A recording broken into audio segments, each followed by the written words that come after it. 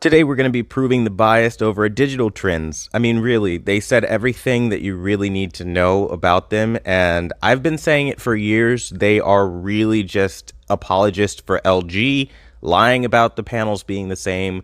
They always give OLED the best TVs, even though there are other flaws which they know exist and omit every time they hand out these awards.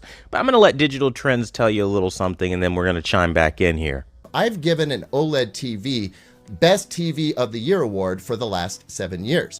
Anyone giving OLED TV of the Year for the last 7 years purely because they have better blacks than LED is a fanboy. That is not a reliable source of information, because that is not how you go about testing televisions and balancing out benefits that each one brings to the table. It's those black levels that really make OLED special.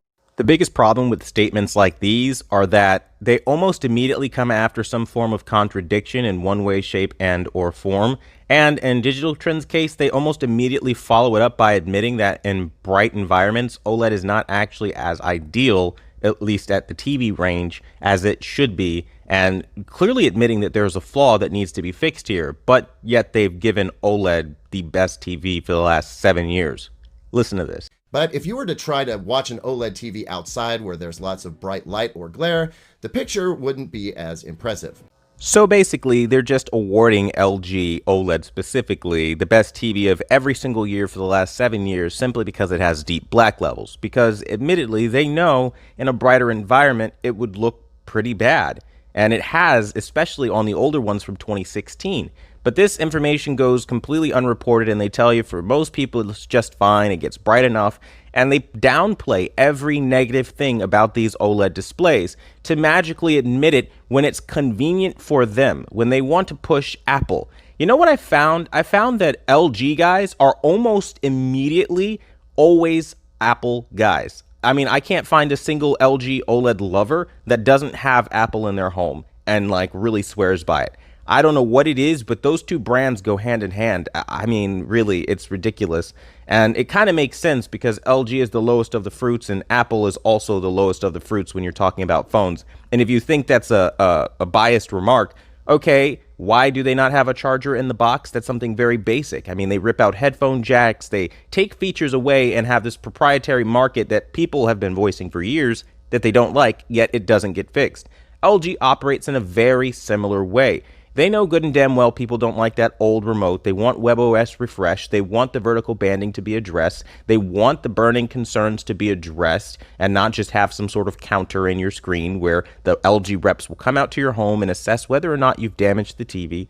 I mean, really, there are so many things with LG that sucks. The black crush, the aggressive ABL, and the list, literally laundry list, goes on. And don't even get me started on how many patches you need on every single OLED generation from LG before the TV is even a viable option. It's laughable. But every year, it's the best, right? Meanwhile, they just recently got a G-Sync patch that fixed something that was supposed to be working perfectly day one that Digital Trends didn't mention as an issue.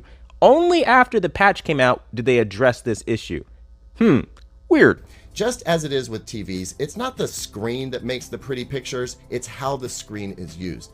If it was just the screen pulling off all the magic, then LG, Sony, Panasonic, and Vizio OLED TVs would all look the same. But they don't. The difference is in processing. My. Now, who has been saying that for the latter part of, I don't know, many years now? I've literally been telling you Sony OLED looks better than LG OLED because of that processing. I mean, I've been telling you when I compared against my 900E back in 2017 and it beat the B7 that it was the processing that made all the difference in the world. I've been saying this literally for the better part of over half a decade, about as long as these guys have been telling you that OLED is the best. I've been telling you that from a processing standpoint, LG is quite weak compared to brands like Sony.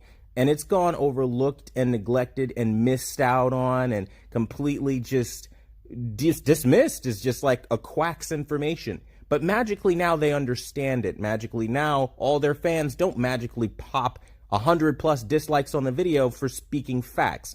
I have a stigma to me because I'm confident when I speak and I speak the facts unapologetically.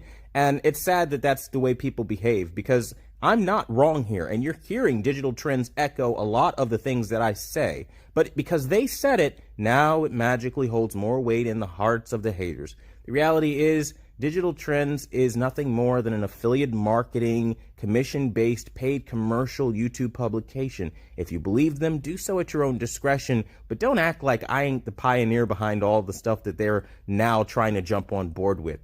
I'm just saying, the reason they're trying to change their tone and seem more honest and unbiased is because of the #1 brand in honesty. Thanks for watching, and until the next video, I'll see you guys later.